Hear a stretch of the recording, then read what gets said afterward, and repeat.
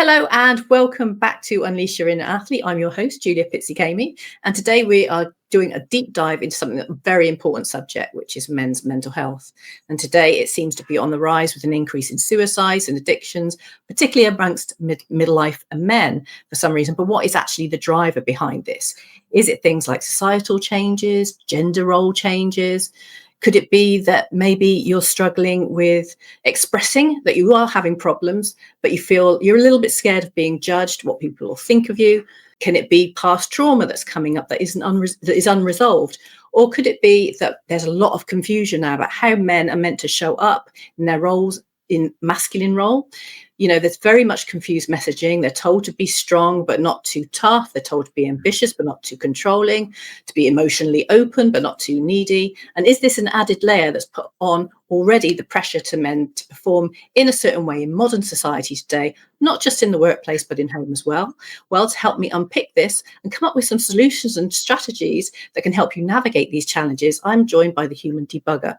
He is qualified in mindfulness-based self-compassion, non-violent communication. He is a well-being expert and a corporate coach specializing in mindfulness, emotional intelligence and men's mental health.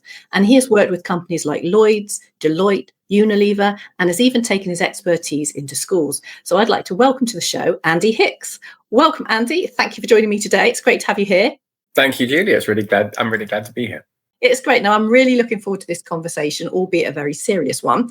And it's an important one. But before we get into that and we get into your strategies and how you help your clients navigate this time, what actually drew you to men's mental health other than being a man yourself? Yeah, well, I think that probably is the most important thing. Like, it's something that has affected me my whole life by being a man. But I haven't always been interested in the particular topic of masculinity and what it means to be a man and the different challenges around that. And what really drew my attention to that was about 5 or 6 years ago, I was doing a session with a therapist, and he said to me something that I found quite uncomfortable and challenging. But then I afterwards thought he was right, that I hadn't. He said, "I don't think you've developed your own sense of masculinity, of what it means to be a man." And I thought about it. I thought, well, I'm not just going to accept that if I don't think it's true. But I thought it was true. And I thought, why might that be the case? And I thought back to my time at school. So I went to a mixed primary school, but then an all boys secondary school. And I saw a lot of behavior at that school that I just thought was really kind of nasty, unpleasant, like sexism, bullying. I was bullied, but also just how people treated each other. Was quite aggressive, one-upmanship. Everyone wants to be kind of the top dog, and that often involves putting somebody else down. And I've got a sister, and I would see my sister hanging out with her friends and think, they're so much nicer to each other. They give each other compliments. They're affectionate. They play with each other's hair.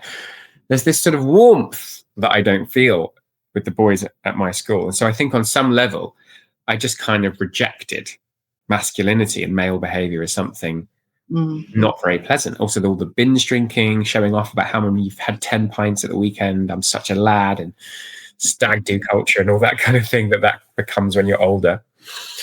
And so I recognize, okay, yeah, I have rejected this in myself. What would it mean to really explore this and come to terms with it and find a positive expression of masculinity, and also to see where masculine influences have been detrimental and how I can overcome those sort of limitations.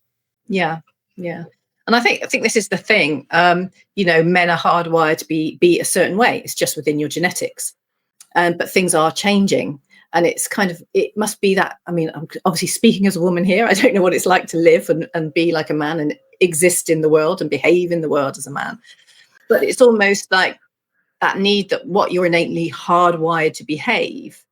But now, with your experiences, that becomes then a challenge if you're trying to change and live in a society, modern day society.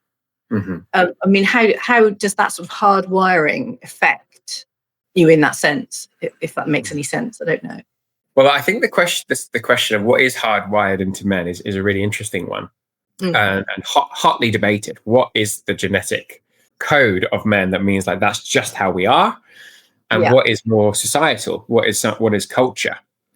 And some of the research I have done into what psychologists think, and studies that have been done into where particularly emotional expression in men is influenced. There have been studies that show that when we're babies, male babies are actually more emotionally expressive than female babies. So we're not actually born holding in how we feel. We're born wailing and getting angry and letting it all out. And what has consistently been found is that when boys get to school, so we're talking about 5, 6 years old, this emotional expression dramatically changes to the point where their own mothers, when they're shown pictures of their boy, can't tell what they're feeling. Okay. And so the theory is that what happens at school is a kind of peer policing. So if you imagine a 3-year-old boy falls over at home and cries, then hopefully mum or dad picks them up and gives them a cuddle and they feel better and they feel soothed. But 2 years later, that same boy falls over in the playground and cries. What a crybaby. What a girl. What a wuss. And basically, he's likely to be shamed for doing that by his peers. And so from a young age, many, many males are taught you will be humiliated if you show how you feel, if you show weakness, vulnerability, tears. If you're not top dog, you risk being shamed. So I think a lot of the emotional expression suppression part of masculinity is not innate. It's cultural. And I guess it's kind of how it's that whole nurture versus nature is kind of, if you, as from what you're saying from the research, nature is saying men are emotional, albeit maybe in a slightly different way to women. But then surely that is something that is conditioned into you through your environment and your upbringing. Conditioned that you shouldn't be emotional. Yeah. Yeah, exactly. And what would you feel would be the driver in that conditioning? What is it that, I guess it's a domino effect. Your father, mother were taught that this was the role of the man, and their grandparents taught them, and it's a domino effect, isn't it? It's until that narrative changes and people begin to feel it's safe in saying, no, it's okay for my son to feel these emotions and to feel hurt, and it's not a weakness. Yeah, so it's our peer group at school, it's our fathers, our uncles, what we see on TV. It's having this drilled into us. Yeah. One theory for where it all comes from, because I think it's really curious, like where would this cultural idea that men shouldn't be emotional originate? And one theory is that because a lot of the time men have been asked to do very like a lot of physical sacrifice, whether that's going down a coal mine or fighting a war or doing really hard physical labor as part of earning a living, that we've needed men to not make a fuss and have a stiff upper lip and not complain and carry on even when things are really, really tough. Not to say that things are tougher for men than women. I always have to feel like I have to be really careful around saying like it's not worse for men and that kind of thing. But like I find that really interesting thing. It's different. It's different. And even if you go back to the Bible, men and women are given different roles in Genesis. Yeah. Adam is told, you're going to work the soil. That's your punishment for going against God. And Eve is told, you're going to have the pain of childbirth. That's your punishment.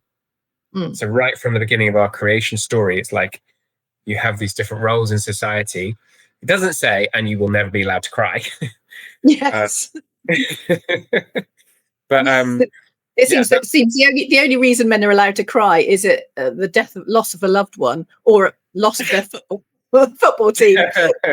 Well, yeah, reasons. It's a nonsense, really. I mean, even then, even with the loss of a loved one, I've had friends say to me, like, I felt like it wasn't okay for me to show tears then. Yeah. Which is very sad. Football's more acceptable. Yeah.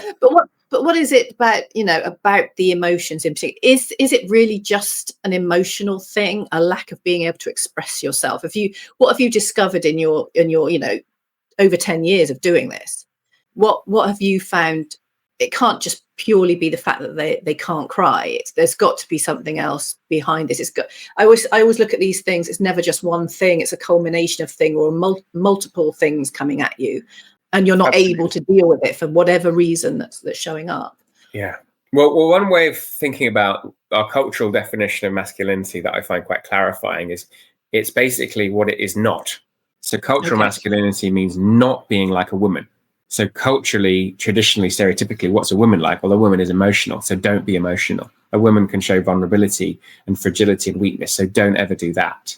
But there's other aspects of it as well. So one of the sort of models that I use around masculine stereotypes identifies 4 key components. So one of them is not showing your emotions and vulnerability. The second one is being high status. So to be a manly man, you want to be top dog, whether that's through power, through money, how many people you've slept with, you're the CEO, you're the captain of the football team. Status equals manly man. Could also be through humor. If you're the funniest one, you get status. The third one is around like this idea that you need to be okay by yourself, that you don't want emotional support, but really any kind of support, because you're a lone ranger, a lone wolf. Like, I'm self-reliant. And then fourthly, aggression and needing to being willing to resort to violence if necessary. Right. So I guess you could see, like, one of the classic archetypes would be Tony Soprano. Like, he literally will bump people off if he wants to. And in the series, so many women find him attractive. He gets all these really hot young women falling for him, even though he's an overweight, not very attractive man. But he's rich, he's aggressive, he's top dog in the gang, and he struggles with his emotions. He shows a lot of anger and being short-tempered, but not a lot of vulnerability. And if he does feel vulnerable, like I watched an episode last night where he gets rejected, he wants to ask out his therapist, and his therapist says no. He doesn't cry, he storms out. He's enraged, rather than feeling that the softer, vulnerable feelings of like, oh, I just got rejected there. That's really upsetting. And he ends up at the end of the episode sitting outside, smoking a cigar with a massive gun in his hand. That's how he deals with being rejected. So those are the 4 components that I feel like that sort of clarifies what are we talking about with masculinity. It's not just about not crying. It's, I need to be all right by myself. I need to be high status. I need to be aggressive. Which actually, it kind of goes, there's many different ways. I mean, we had a discussion a few months ago, or whatever it was, a few weeks ago, about, there are many different ways to be masculine. There's never really, like, there's many ways to be a woman. There's not one. In reality, there's not just one way. Like you say, somebody might be very physically strong and aggressive, but someone else might be, they have more emotional intelligence, or they might be, very good in their career and earning money, but maybe they lack some of that emotional intelligence. Maybe everyone has their qualities and things they're good at, but it doesn't make you less of a man if you don't have all these things. No one can be everything. And I think in a society, if you're expected to be everything, doesn't matter whether you're a woman, a man, or whatever, you can't live up to that. It would drive you crazy. It's no wonder you'd be struggling. Exactly. Yeah. And I think what you were alluding to in the intro, which is really important, is that we still have a lot of these ideas around, like, oh, if I feel good about myself as a man, I want to have status and money and not be, emotionally like all over the place. And we still have that. And we think, oh, I need to be emotional, and I need to be vulnerable, and I need to open up, and I need to be a modern man. I need to know about feminism. And there's all of these things on top. Like, we've got to do all of it well. I want to have a high status job, and I want to read the kids the story and be emotionally available for my wife. And it's that thing about in Barbie where it's like how impossible it is to be all the things that a woman is supposed to be. I think there is also a male equivalent of that. There's so many different things we're expected to be. Well, I do also think as women as well, we have to take some of that burden on ourselves. I mean, how, are men saying, well, I have to be high status? Is that always what every man wants? Some men might just want an easy, chilled out life, a simple life. And is it us as women, or we have to take a look and say, well, what is it we are expecting our men to be? Yeah. Is it only that is there more in society, more women are demanding sort of like this, luxury lifestyle and pressure, and man's got to earn a certain amount, and he's got to show up and be this fabulous provider because we have all these material needs, where in fact maybe we're looking purely at things from a superficial thing, and actually let's have a look at someone's qualities their beliefs, their values, what's in their heart. But yet women always are saying, oh, but I don't like the nice guy, I like the tough guy, until you get the tough, aggressive guy and you realize, hang on, this ain't all it's cracked up to be. So are we adding, is that some responsibility that us as women need to really think about? You know, if we're looking for a man, are we putting so much pressure on them to meet these standards? Because, you know, in the media, you get all these guys who look really buff and they've got all this money. And we all know that everything in media is not truth. And actually what we need to think about, what is it we actually want in a man? I'm just putting it out there. You ladies, I'm sure you'll be screaming at me. But it's something that needs to be discussed. And I think we need to have some responsibility for that.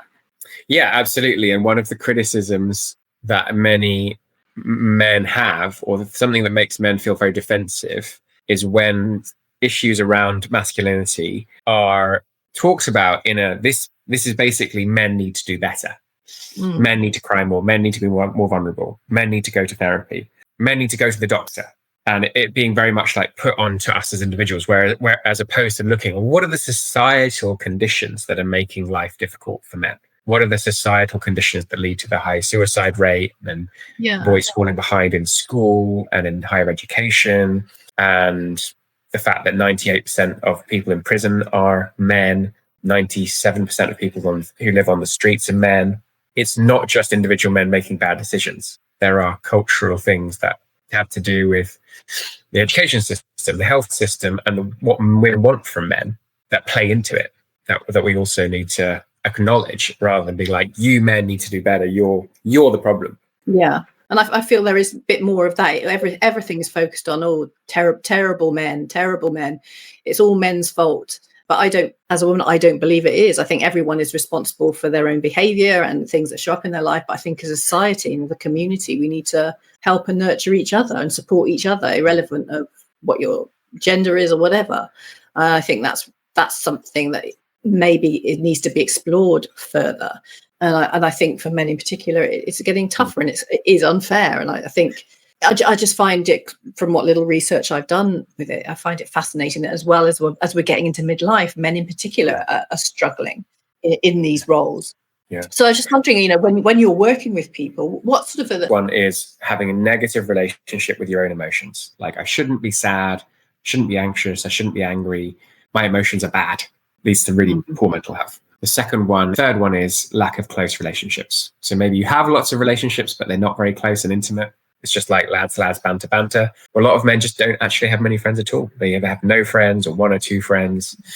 And they feel very isolated and lonely. And they feel like there's very few people that they can really be themselves with. So when I work with people, a lot of what I do is around accepting yourself as you are. If you feel anxious, that's okay. If you feel sad, that's okay. If you feel angry, you're allowed to be angry, and learning that what emotions are, and being compassionate to yourself when you have feelings, and being more aware of this inner critic that says I'm not good enough, developing more self-compassion, whether that's through meditation or through challenging the beliefs you have about yourself, getting to know your inner critic more. And then when it comes to relationships, looking at how many of us have really not been taught healthy ways of communicating what our needs are, what our feelings are. And so we either suppress them or they explode out of us with anger and demands, and it becomes conflict. And so I help people to have healthier ways of expressing this is how I'm feeling, this is what I need, and making requests from people rather than demands. And how easy did they find it to make? Because I always think it must be quite tough, particularly if you're, say, like you work a lot in corporate, so you're obviously working with a lot of executives as well. How easy it is for them to start making those changes and actually being open because you're an expert. Do they come to you and they find it, oh, finally, I've got someone I can talk to, that you're in a position of trust? Or is it something that they still find, even with you, it's something they find challenging to then open up and relax, because it's almost like they're holding themselves so tightly all the time to be performing, be showing up and being there for everyone else in their life? Is that something that is a relief to them, or is it still quite a challenge for them to make that change? It can be a challenge, but I would say most people find it a relief. And specifically with meditation, they realize that they've been going about it in a way that's making it harder for themselves than it needs to be.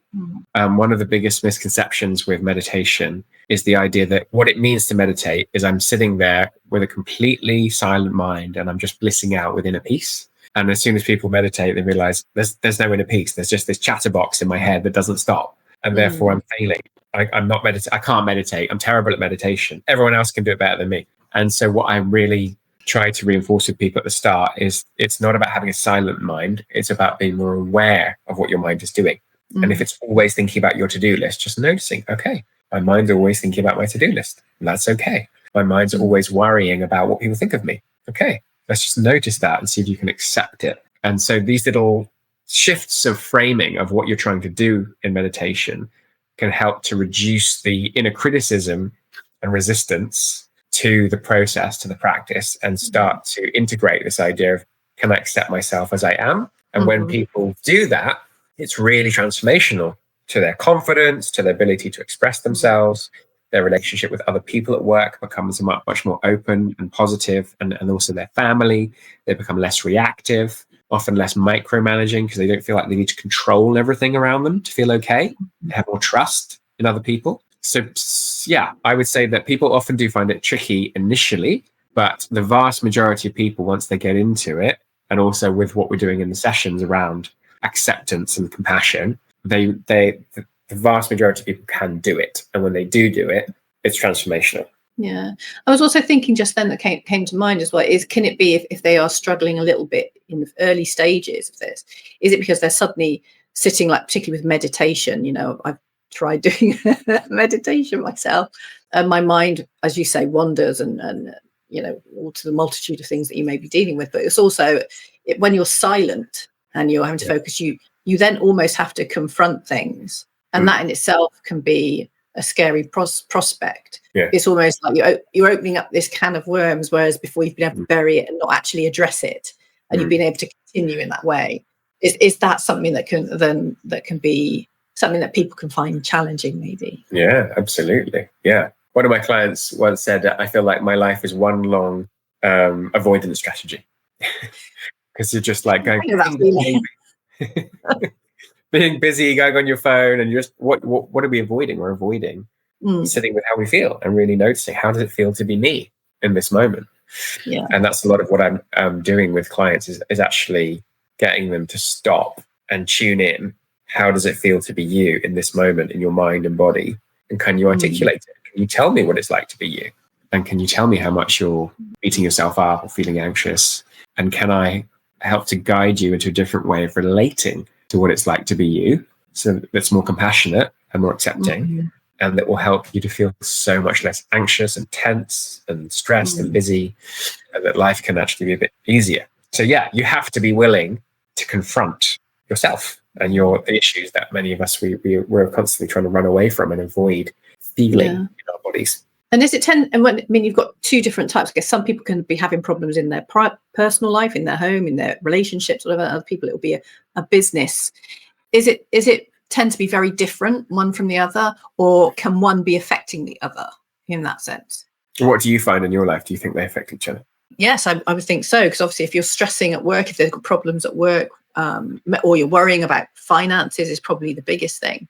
Then obviously that's going to create an emotional reaction within you. And then therefore you're going to go home and you're going to be maybe a bit short with your partner or your children or whatever. But also if you're having problems within your relationship, in your marriage, then you're not necessarily going to be able to focus as well or show up as well in work. But then we've always been told, whether this is true, men are better at decompartmentalizing things and saying, okay, I have to focus on this now and put this to one side and I'll deal with that later. Whereas as women, we tend to our emotions tend to allow us to let everything affect everything a little bit more. Am I right in that, or would you disagree? I do think, I don't know what if there's any science behind it, but I do think that men often are better at compartmentalizing and not thinking about everything that's going on in their life. But also what you're saying is true in that, if you're having problems in your marriage, that's going to affect how you are at work. If you're really stressed about how work's going, that's going to affect if you're short-tempered with your kids, or, your ability to get sleep at night.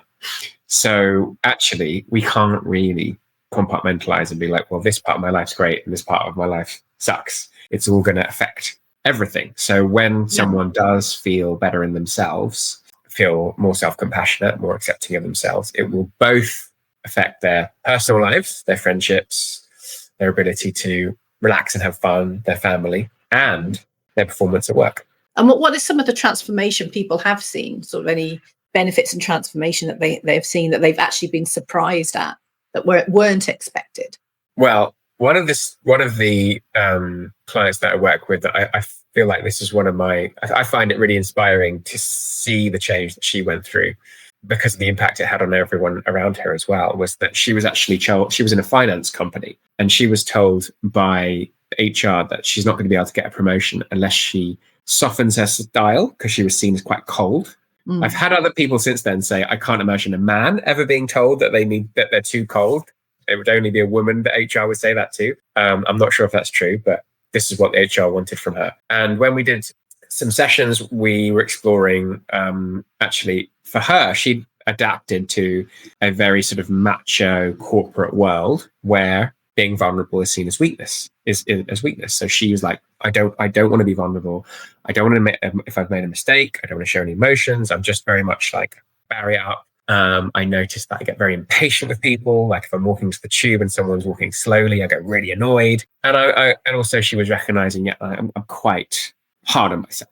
And I was quite curious to see where this went, because I wasn't sure if maybe in this environment that she's in, maybe this workplace, she needs to be like that. She needs to be a bit cold, to not show vulnerability, because that's just what you need in those conditions to do well. But it clearly wasn't making her very happy, and the HR was saying it was a problem. So we did some work around being more self-compassionate, accepting her emotions, being a bit more open with other people. She put it sounds like a really trivial thing, but actually she said it really made a difference. She came up with this idea that because whenever someone came to her desk, she'd kind of scowl at them, be like, oh, you're interrupting me again. She put a post-it note on her desk saying smile, just to remind herself to be a bit more friendly when people approached her at work. And over the 3 months that we worked together, she felt so much happier, so much less stressed. She was more patient with her team members when they screwed something up. She sat down to listen to what went wrong rather than giving them a bollocking. She noticed she was joking more when she gave a presentation. She was putting humor in there, getting everyone laughing in the way that she never used to. She was learning to open up more, that it wasn't a weakness to be honest about how she really felt and what she was finding difficult. And she got promotion. She got promotion and a pay increase and what she wanted. So actually not conforming to the kind of masculine stereotypes which women can end up feeling like they need to do as well. Being vulnerable, being compassionate, having good communication, being warm is not only good for your mental health, it's also good for the people around you, your children, your co-workers, and it will help you to do better at work. Yeah, that's fantastic. I mean, it just shows you just need to confront these things and make those steps, and it can have a massive impact, obviously, from that experience on your life, your capacity or earning, your happiness, your contentment, and your relationships as well. So take us a little bit about sort of your strategies. How do you go about sort of when this guy comes to you and he's struggling? Take us through how you would help walk him through that plan to get him from where he is struggling with his mental health and getting him back to peak performance. Sure thing. So the first thing is you have to do the brave thing, which is to say, I need some help. And there's a lot of people who are so in denial or so scared that it's weak to ask for help because of masculine conditioning that says that it is, that they avoid getting to that point, and they feel like they need to get to some kind of rock bottom before they almost feel forced to say, I need some support. And rock bottom looks like different things to different people, but it's basically when someone's like, most people come to me when they're like, I'm just so fed up. I'm so fed up of feeling anxious. I'm so fed up with arguing with my wife. I'm so fed up of this miserable job, and I don't seem to be able to change the situation by myself. So that's a really, really important first step. It's like they have to really want things to change. And unfortunately, it often comes from suffering.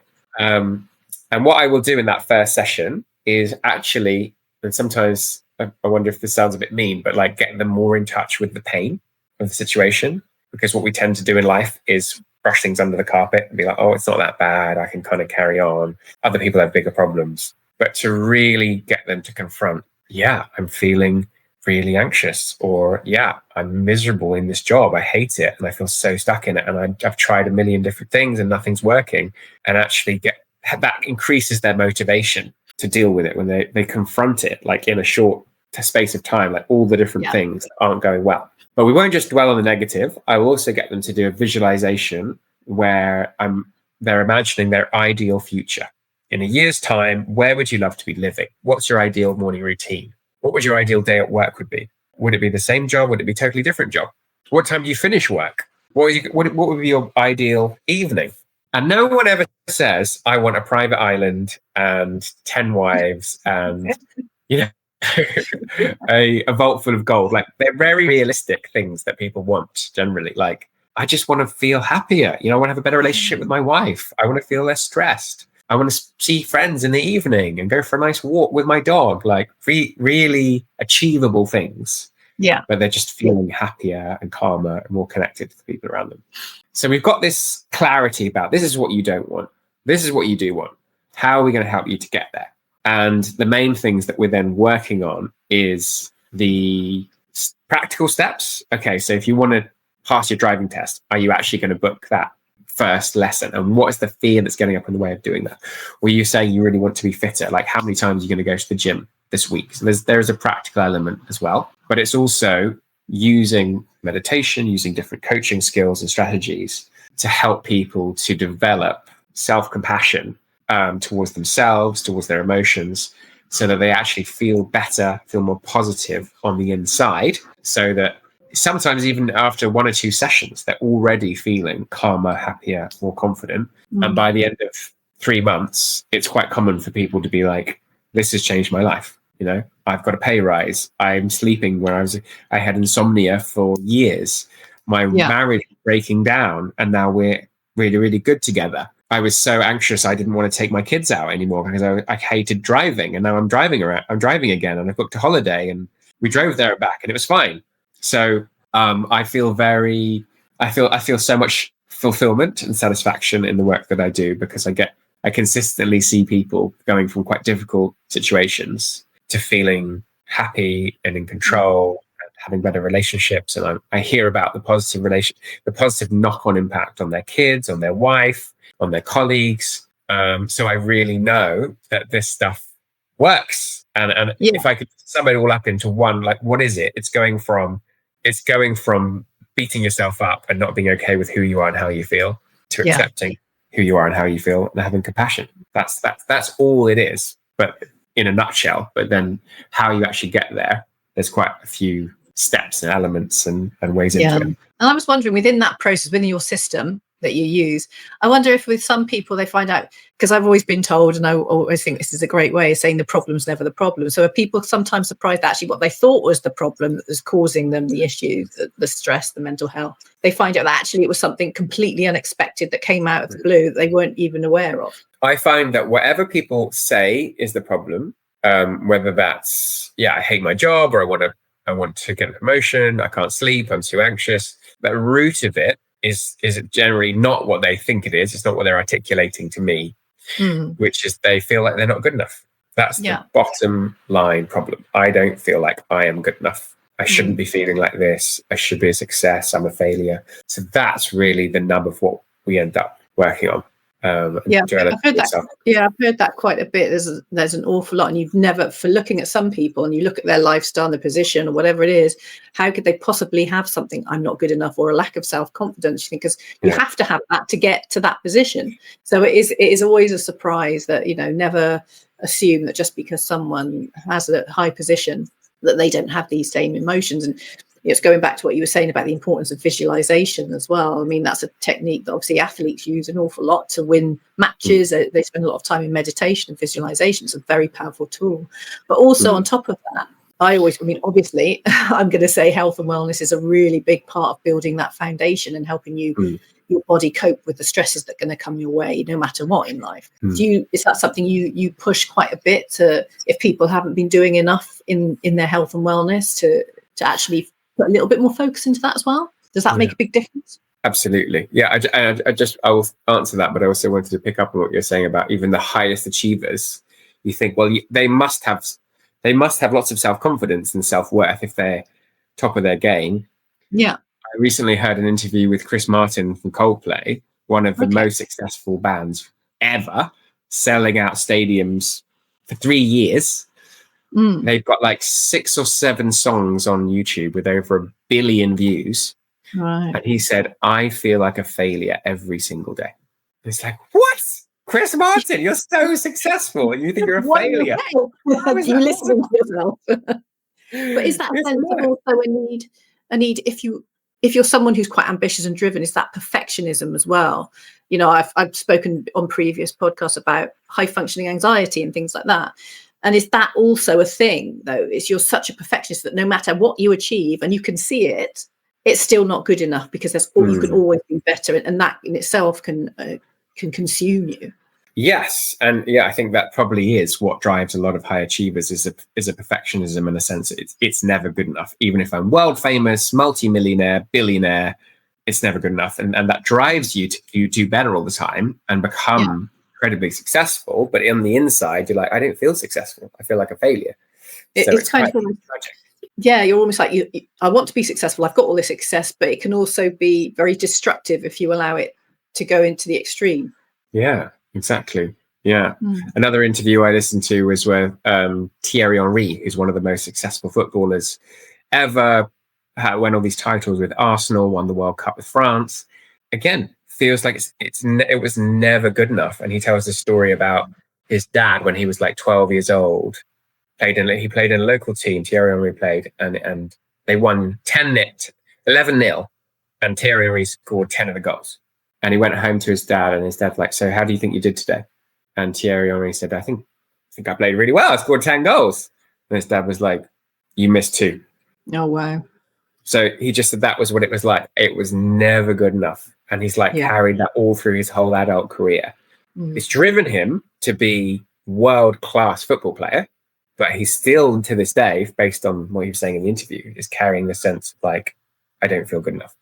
Yeah. So what I think we need to take from that is there is no sort of success solution to not feeling good enough. There is a self-compassion solution. You need to do the inner work to develop your own relationship with yourself to be more positive, rather than thinking, if I get this external validation, then I will finally feel I'm good enough as a person. Yeah. It makes absolute sense. So if you were to say, if as a society, we want to change this, we want to improve this, obviously for everyone, but we're talking about men's mental health here. But for men, what do you think, in your opinion, what would you say needs to change as in society, but also maybe from a authority, a governmental position? Is there something that you feel we need to start changing and implementing that isn't there currently, if there is anything there? Yeah, well, lots of things. One thing that is really key, and hopefully doing things like this will help with that, is psychologists have also found that we tend to have less empathy for men. So effectively, we care less about their suffering. So if we feel less empathy for them, we're not going to be asking that question that you just asked of like, what can we do to support men more? We're going to be focusing on women or other groups. And what what psychologists have found is that, generally speaking, we tend to look at the world in terms of victims and perpetrators, and we associate men more with being perpetrators and women more with being victims. And statistically, there's some truth to that, right? Most murders, most violence, most rape, it is men that do it. But what's missed in that lens of looking at the world is that men are victims at the same time. Even the worst people in prison, they're also often victims of abuse, right? They've grown up in care, they've been abused, they've had violent upbringing. Yes, they did terrible things, and yes, there should be consequences. And we need to address what led to them wanting to be violent in the first place. So I think what's needed as a society is more willingness to look at the suffering of men and not just see them as the winners in society, the CEOs, the world leaders. Men are fine is something that I hear people say even now, and really confront how dire the situation is for many men in terms of the suicide statistics, mental health statistics, also physical health. We die 4 years younger. 60% of heart problems are male rather than female, education outcomes. So it's like we need to first have the acknowledgement and the care and the empathy that like we need to do better collectively for men, with men. And that could look like changes in health, in education, in the way that we support men's emotional and relational development. So there's so many things, but I think that is the starting point. It's like it's also us as men. We are conditioned to be like, we need to not acknowledge we're suffering. We need to pretend we're okay. We're not very good at having empathy for ourselves. We're not very looking out for the other men around us because we're so like insular and so afraid of showing our own vulnerability. And there's a societal tendency to be like, well, men are the perpetrators, women are the victims. So we don't need to look at how do we support them better. We need to tell them to buck up their ideas and do better. Yeah. And how important is language as well? Because I know I've spoken about this before. The use of language when it comes to talking about men generally, you know, the common term is toxic masculinity, which, you know, in itself, I think is a word that we need to change, because being a man, being masculine isn't toxic. Yes, some men that can be toxic, but it's not masculinity in itself. Yeah, I think toxic masculinity, I can see why people use it as a shorthand, because talking about all the different stereotypes and the different ways they can play out takes quite a few words to try to actually be specific about what we're talking about. Whereas I think when people are tweeting and saying things in the media, I can see why it's useful to be like, well, you know what we mean, toxic masculinity, when men do bad things. But what I think the impact of the term for many men is what we're hearing is there's something in me that's poisonous because I'm male. Yeah. And that something is also quite broad and quite vague. Yeah. And I think that contributes to many men feeling like, you think I'm bad because I'm a male. You think I don't have I'm dangerous. We get that message a lot as men. We're dangerous. We're a threat, and that we're useless. That women are like, we don't need you. Actually, we're fine by ourselves. We've got sperm banks. We've got enough money. We can do DIY. We don't need you anymore. So you're dangerous and you're useless. And toxic masculinity can really underline that idea that that's how society see us as men. We don't have a place in society. We're beyond useless. We're actually detrimental. And what an analysis of male suicide notes actually found, the most common things people said in them is, I feel useless, or I feel like a failure. Yeah. Which really in a 21st century world, that is not a place we need to be in when it comes to anyone in our society. But I think, and I do worry that maybe this has to start not just in the home, bringing up your children, but then in the schools as well, because there's more and more of this in the schools, making boys feel like they are less than human almost. And I think, you know, all children as a whole need to be brought up, understand that life can be tough, it can be challenging, and you're going to fail at things, but that's okay. You just need to be taught that how to overcome these things in a positive, practical, rational way, and learning to manage your emotions, and knowing that, you know, build them up to be confident and being able to go out into the world feeling that they can achieve everything and be happy, and then everyone wins. Really, it's just a nice environment, a nicer atmosphere for everybody. But I think maybe it has to start in the home and at schools, and then obviously as a society as a whole. I mean, what's that saying? They always say, you know, it's about, is it it takes a village to bring up a child or something. I can't remember the exact saying. It takes a village to raise a child. That's it. Yeah. So maybe this is something, I know that is a long haul and expecting and not everyone's going to be on board. But I think maybe we need to stop the listening too much to what media has to say, and start looking at things, the reality of things, rather than just hearing buzzwords and going along because something sounds great, because maybe you personally have some issues going on, and this is why this is making you react in a way towards men in a negative. I'm waffling here, but in a negative way. And I think that is incumbent on us all as well. But I think we also need to hear it from people in authority when they're coming out with these words and ways of talking about men in particular. That needs to change. Yeah, absolutely. Yeah, challenging the language about it. Having more positive language around men and boys. But yeah, I think that it is a topic where, unlike so many things that I hear about in the news, whether it's what's happening in the Middle East or climate change, things happening with America, so many things feel so big. And how could I possibly influence this terrible problem that we're hearing about? Whereas with this topic of men and masculinity, I feel empowered, actually, that there is something that I can do, and there's something that everyone can do about it in our own lives. So we can all learn to be more willing to feel our feelings and accept them and welcome our feelings. We can all develop greater self-compassion and work with our inner critic and acknowledge it more. We can all deepen our relationships and be more open and honest and supportive and prioritize intimate, meaningful relationships in our lives. We can all do things that will make a big difference to the biggest challenges that this topic brings up. Yeah. And I think as well, maybe as children, looking at, fathers in particular, you often go, oh, your father's the strong one, he does everything, and you never see him cry and all this kind of stuff. Maybe as children as well, when it comes to people like our fathers who've been there for us and given us so much, but for most of us, obviously there are some terrible fathers out there, but for most people, they've got good fathers who provided for them and have been there for them no matter what, and would give their life for their children. Is maybe having, talking to, maybe that's one way of doing it, is talking to your parent or your uncle or your brother and saying, look, I appreciate everything you've done.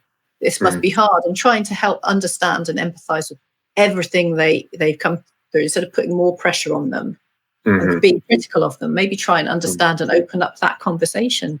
Have you ever found it challenging? Because if you're going to go and have children of your own and a husband or partner or whatever it may be, knowing, well, how are they going to have to, what are they going to be dealing with, and how can I support them through that? Absolutely. Yeah. I think it would be great if we would all show more curiosity and want to have more understanding of the men in our lives, rather than judgment and why are you like this and you should be like that. And that can lead to really interesting conversations. Like it took me a while to open up to ask my dad more about his parents and his childhood, because somehow I felt like it's a bit emotional, maybe it's a bit awkward, but it was a really interesting conversation, and I felt more connected to him for having asked him about it. And you can sometimes realize, that's why they behaved that way, that's why they made those decisions. Exactly.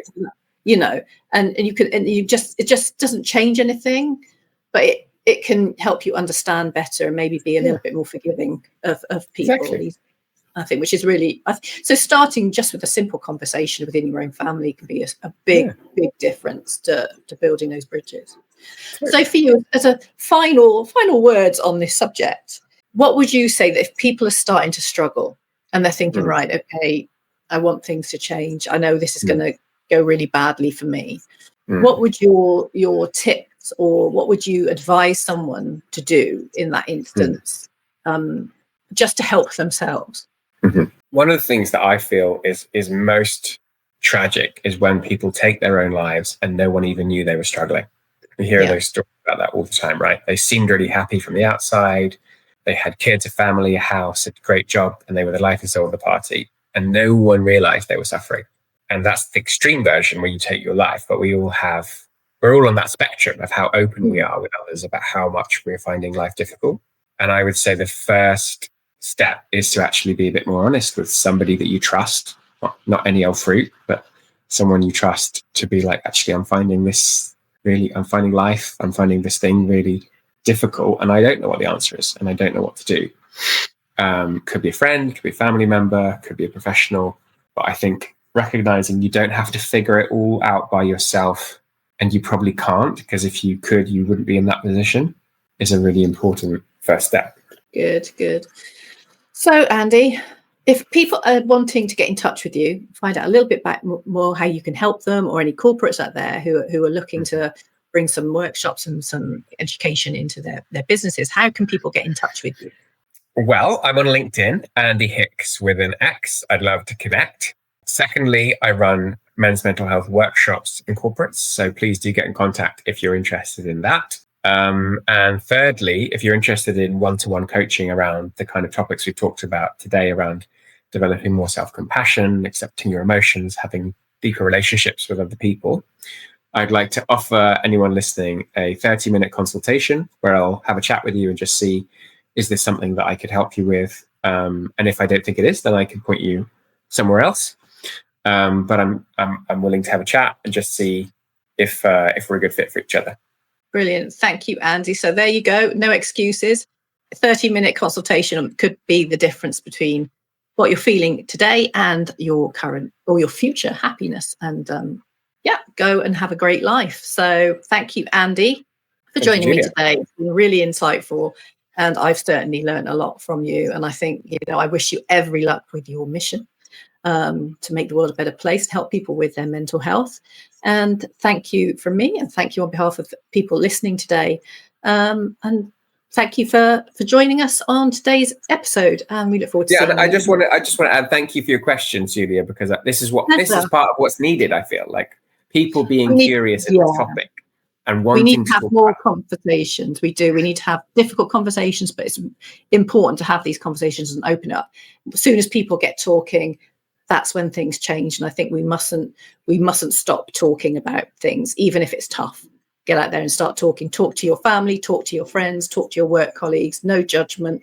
Be empathetic and be understanding. That's a good starting point. Absolutely. So thank you, Andy, for joining me, and thank you, everyone, for listening. And we look forward to seeing you next time here on Unleash Your Inner Athlete. Thank you. Thanks, everyone.